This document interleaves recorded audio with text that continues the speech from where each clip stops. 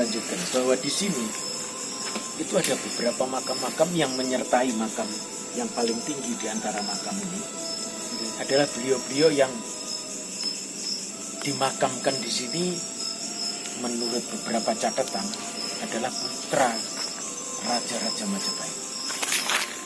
Di antaranya tidak ada kejelasan daripada ciri-ciri makam ini, tapi struktur daripada makam ini yaitu batunya adalah batu andesit. Jadi ini ciri khas pada waktu itu memang mendudukkan makam ini adalah makam orang-orang penting pada saat itu. Inskripsinya menunjukkan bahannya batu andesit dan ada bentuk-bentuk yang mencerminkan pada waktu itu adalah simbol-simbol dari Padmasana ini, singgasananya Buddha. Ini ciri khas.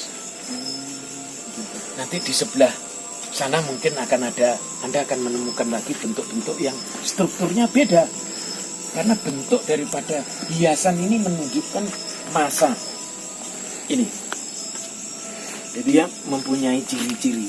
Setiap apa yang terukir ini memiliki arti dan makna yang filosofi yang sangat tinggi sekali. Tidak hanya sekedar kita membentuk seperti zaman sekarang. Betul.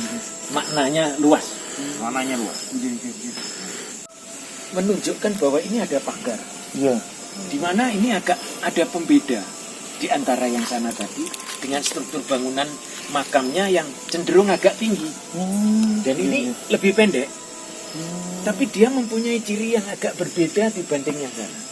Kita tidak tahu apa ini, maknanya apa, dan ini menunjukkan bahwa tingkatan mereka yang bersemayam di sini sudah beda. Beda periodisasinya, juga beda pada masanya.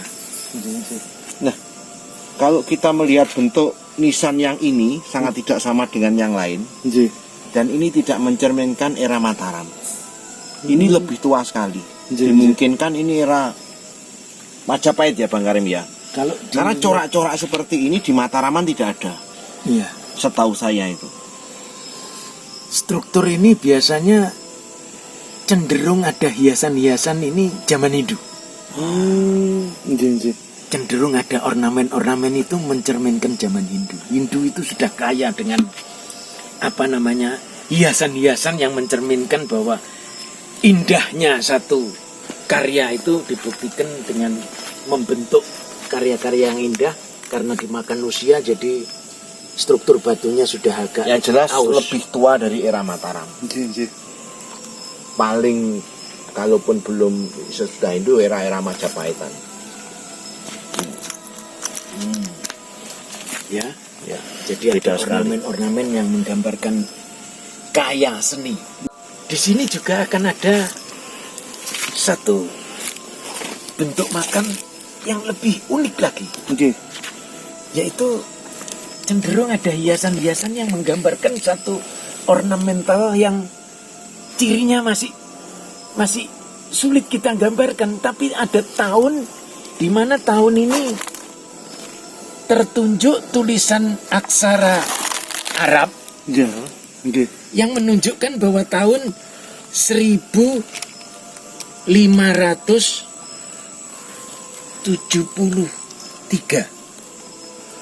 ini. Jadi ini unik juga. Jadi Anda lihat nanti. Coba Pak Agus perhatikan itu yang di bawah itu juga. Nah, ini angka tahun ini. Angka tahun. Yuk. Nah, ini Mas Agus. Seperti yang kita ketahui bahwa ini membuktikan struktur bata ini kan bata-bata sisa Majapahit. Ya.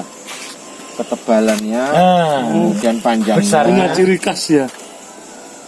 Nah, ini merupakan satu dinding di mana memisahkan bahwa kawasan di dalam sini adalah makam-makam yang memang bermakna daripada arti daripada Astono Gedong tadi.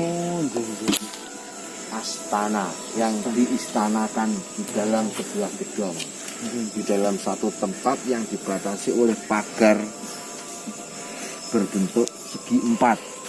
dengan ketebalan hampir 1 meter ini, sekitar 80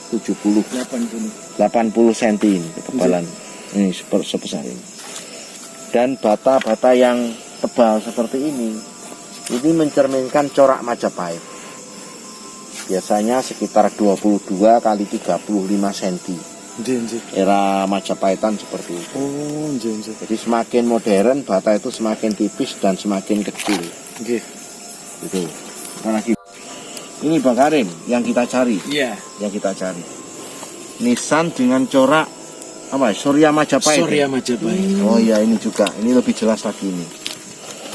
Ini membuktikan bahwa keberadaan makam ini si ahli jasad, artinya beliau ahli yang kubur yang ada ya, di sini ini memang pendekar-pendekar bisa jadi adalah putra-putra daripada raja-raja Majapahit. Dengan logo ini membuktikan ini betul-betul sejarah. Iya. Ya. Makanya kembali lagi kalau kita menemukan makam dengan nisan yang mungkin keropos-keropos dan sebagainya, jangan dirusak atau jangan diganti dengan nisan yang baru. Itu justru akan mengubur cerita atau sejarah perjalannya. Ya, karena usia makam ditentukan dari bentuk nisan, bahan itu juga. Sepertinya memang ini makam lama, makam era Majapahit. Itu ada beberapa literasi yang mengatakan bahwa di antaranya beliau yang wafat yang dimakamkan sini itu meskipun masih pro kontra Bopo Agus ya. ya. Itu kemarin saya lihat di beberapa potongan-potongan penggalan manuskrip itu bercerita bahwa bisa jadi Joko Tingkir itu dimakamkan di sini. Dari manuskrip yang iya. Karena yang namanya Raden Lemuru atau bergelar Katawengan, itu Raden Lemuru itu putra Hamengkubuwono pertama. habis satu. Iya. Cuma ceritanya adalah mendapatkan ibu dari Putri Selir. Dan gelarnya pada waktu itu bisa jadi adalah Brawijaya, artinya Brawijaya kelima. Ini masih pro kontra, tapi kemarin sudah kita dapatkan beberapa rekan yang mau mendiskusikan. Karena bagaimanapun juga kita ini awam, hanya kita ingin mencoba untuk mengajak masyarakat itu mengenali bahwa di bumi Tulungagung ada satu kawasan yang namanya Astono Gedong. Ini tempat yang perlu diketahui dan perlu dijaga kelestariannya, karena tempat ini sangat bersejarah dan sepeninggal nenek moyang kita itu meninggalkan banyak manfaat. Kalau kita lebih cermat untuk melihat, lebih tahu, lebih dekat kawasan Astono Gedong ini, akan banyak manfaat yang bisa kita peroleh.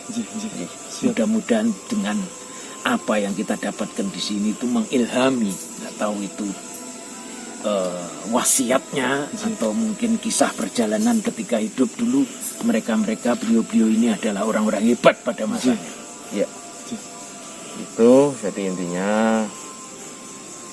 saya dan Bang Karim ini kita bukan ahli sejarah. Oh iya. Kita juga bukan ahli memprediksi makam, tapi karena kita mencintai, kita berusaha menyampaikan, mengungkap sebatas kemampuan kita gitu ya Bang. Iya. Jadi mungkin pemirsa ada kata yang salah atau ada uraian yang kurang tepat, mohon dimaklumi karena kita bukan ahli ya Mas Dana ya. Ini hanya